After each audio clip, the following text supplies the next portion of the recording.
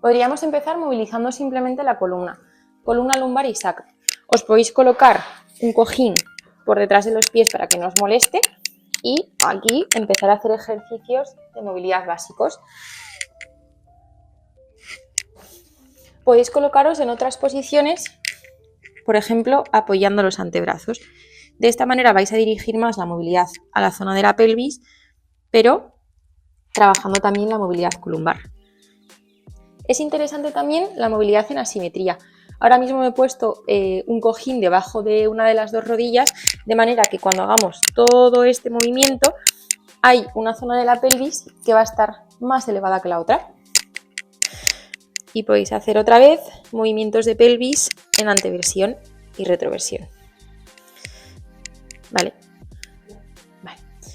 Es interesante también trabajar la movilidad de columna en rotaciones. Entonces podríamos hacer ejercicios como este.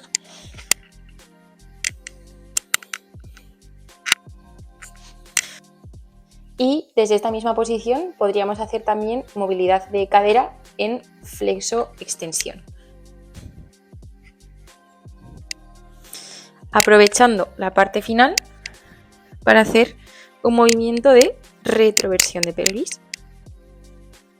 Si hablamos también de movimientos que abran ese estrecho superior, que nos interesa trabajar esa apertura del estrecho superior, esta posición de sentadilla profunda es bastante interesante. Entonces, hacer todos estos ejercicios de sentadilla profunda nos va a ayudar y si veis que no podéis llegar, os podéis colocar un cojín en los talones. Desde aquí podéis hacer movimientos llevando las rodillas a un lado y a otro, trasladando el peso o incluso movimientos de movilidad de columna. Muy interesantes también los movimientos en apertura. Entonces, toda la movilidad que podáis hacer en extensión de cadera también os va a ayudar tanto a movilizar la pelvis en asimetría como a trabajar flexo-extensión de cadera y apertura del estrecho superior. Podéis mover el pie, lo colocáis al lateral y hacemos paso al lateral.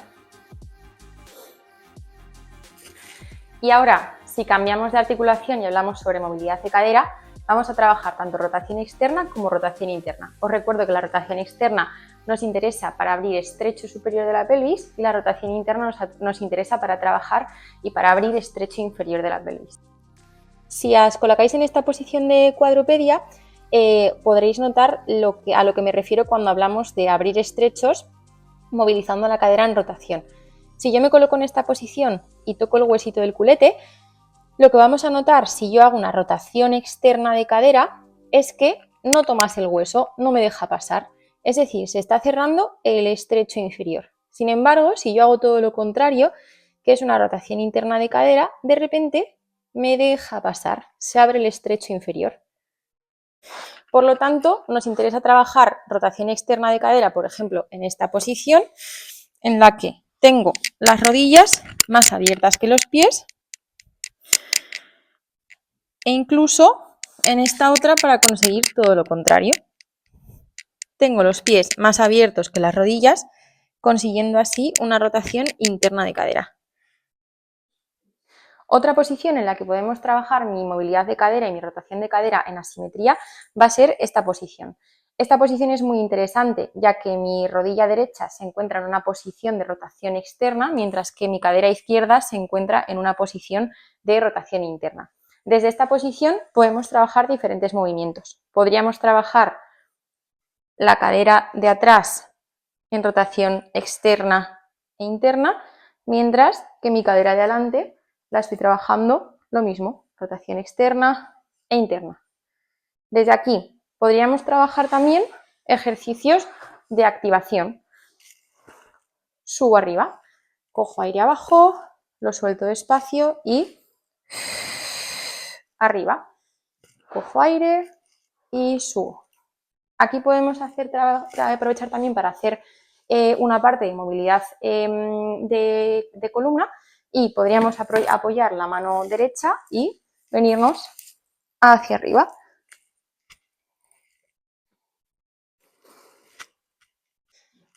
Y algún otro ejercicio extra de movilidad en el que se movilizan todas las articulaciones en diferentes planos, podría ser, por ejemplo, colocamos pierna de fuera y vamos a trabajar en aperturas. Voy atrás, cojo aire, lo suelto.